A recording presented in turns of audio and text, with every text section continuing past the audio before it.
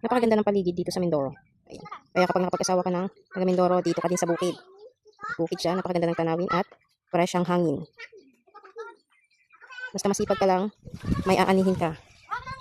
Sa dami ng bunga ng kamatis. 2 puno lang yan. Ang daming bunga.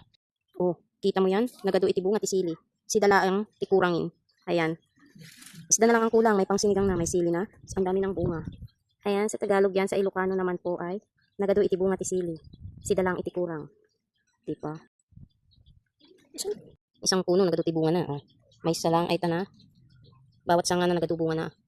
Adapit tarong tayo, tarong. Oh, awan pa'y bunga na. Ngem, nakapag-ani na iti duwa dituyen at tarong.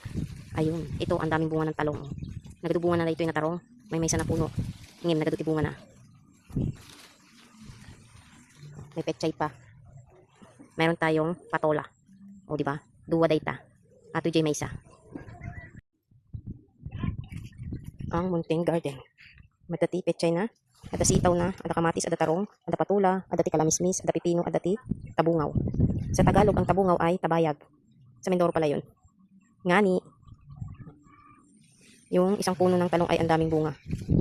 Iti Ilocano. Nagado ti bunga na jay may isa na puno jay. O. Diba? Ang favorite ng Ilocana. Saluyot. O, diba? Saluyot. Pang dinengdeng. Tarong, kamatis, saluyot, sili, tabayag.